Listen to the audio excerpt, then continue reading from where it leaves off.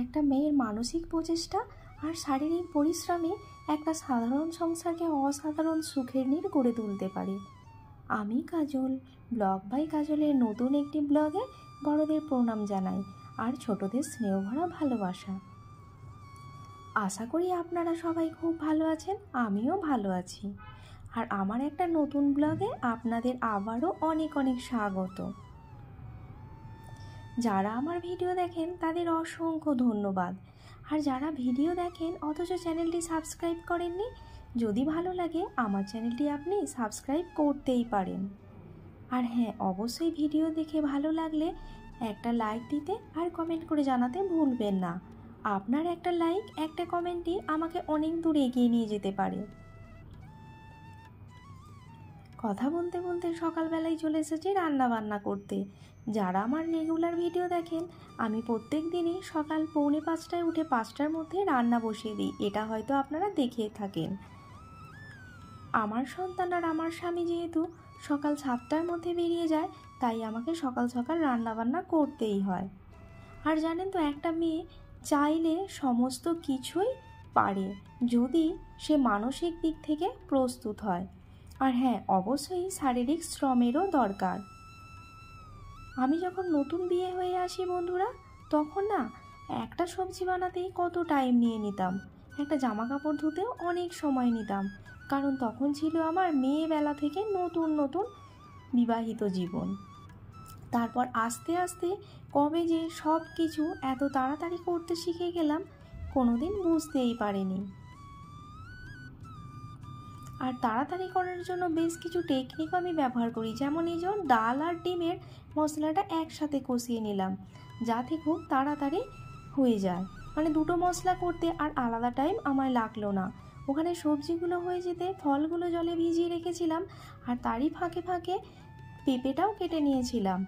ফলগুলো ভিজিয়ে রাখলে খুব তাড়াতাড়ি খোসাগুলো ছাড়ানো হয়ে যায়। আর আঙুর আমি সবসময় 15-20 মিনিট জলে ভিজিয়ে তারপরেই টিফিন বক্সে ওদের প্যাক করে দিই।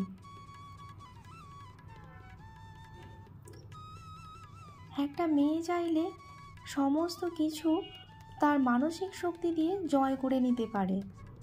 তার সন্তানকে মানুষ করা, স্বামীকে ভালো রাখার দায়িত্ব, শ্বশুরবাড়ির সবার দায়িত্ব, বাপের বাড়ির সাথে ভালো যোগাযোগ, এগুলো সবই একটা মেয়ের পক্ষে সম্ভব।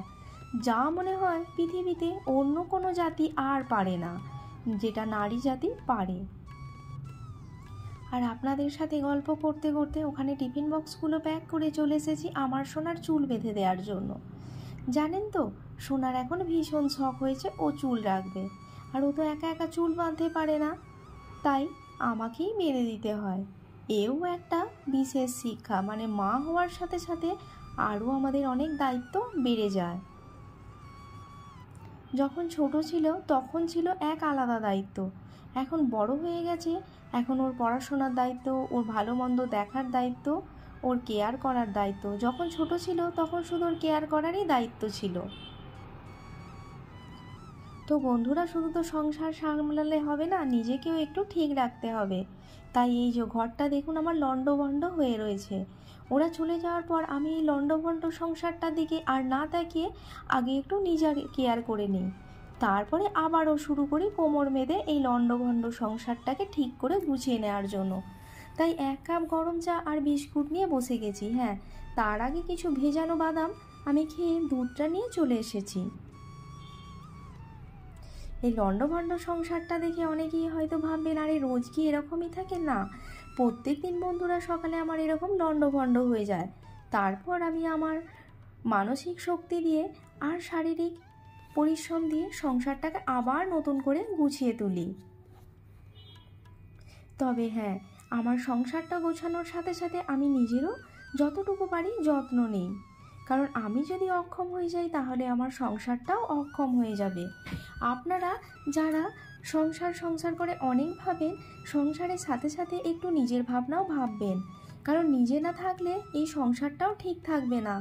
আপনি যদি 2 দিন শুয়ে পারেন, যদি না পারেন, কেউ দেখবে না আপনাকে, আপনার সংসারকেও কেউ দেখবে না।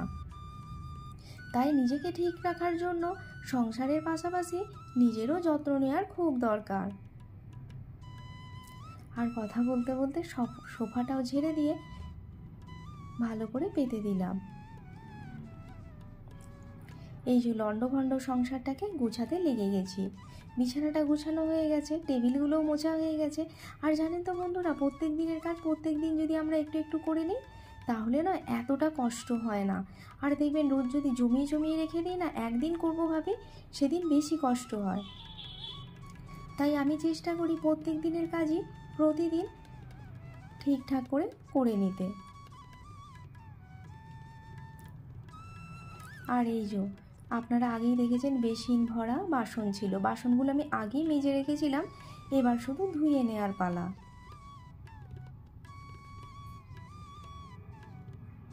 আর এখানে বাসন ধোয়ার সাথে সাথে আমি কড়াতে একটু রাতের জন্য চিকেনও বসিয়ে দিয়েছি, কারণ রাতে আমাকে সোনাকে পড়াতে হবে, ওর সামনেই পরীক্ষা চলে এসেছে। আর আমার বাচ্চারা পড়তে আসে, ওদেরও পরীক্ষা চলে এসছে, তাই ওদেরকে একটু বেশি করে টাইম দিতে হবে। সেই জন্য আমি রাতের সবজিটা দুপুরেই বানিয়ে নিই। আমার মতো কে কে করেন অবশ্যই আপনারা জানাতে ভুলবেন না। ব্যাস হয়ে গেছে বাসনগুলো ধোয়া, আর চিকেনটা ওইদিকে কষা হয়ে গেছে। চলুন অল্প একটু জল দিয়ে দেবো গ্রেভি করার জন্য। আর ততক্ষণ আমি স্নানটা সেরে আসি, খেয়ে দিয়ে 5-10 মিনিট রেস্ট নিয়ে নেব। আর হ্যাঁ, আমার পরিবারে একজন নতুন সদস্য সংযোজন হয়েছে। কে সেই সদস্য আপনাদের একদিন আমি দেখাবো। তো এই যে নিজের খাবার নিয়ে খেয়ে দিয়ে তারপর চলে এসেছি সোনাকে নেয়ার জন্য। আর এই যে এখানে বাসের মধ্যে উঠে পড়েছি। এরপর সোনাকে নিয়ে বাড়ি ফিরে পড়বো, তারপর আমার বাচ্চাদের পড়িয়ে রাতের আবার কাজ শুরু করব। আর রাতের ভিডিও কেন করতে পারি না আপনাদের অবশ্যই আমি জানাবো। আগামীকালের ভিডিওতেই আমি জানিয়ে দেব কেন আমি রাতে ভিডিও করতে পারি না। আমার কি কোনো সমস্যা আছে, নাকি আমার হাজব্যান্ড পছন্দ করে না, না অন্য কোনো সমস্যা, সেটা অবশ্যই আপনাদের জানাবো। আর কথা বলতে বলতে চলে এলাম, বাড়িতেও পৌঁছে গেলাম। তো আজকের মতো ব্লগটি এখানেই শেষ করছি। আপনারা খুব ভালো থাকবেন, শারীরিক আর মানসিক দিক থেকে অবশ্যই সুস্থ থাকবেন, এটাই কামনা করি। তো আজকের মতো বিদায় বন্ধুরা, দেখা হবে আগামীকাল অন্য একটি ব্লগ নিয়ে। আর সবাইকে শুভরাত্রি। বাই বাই বন্ধুরা।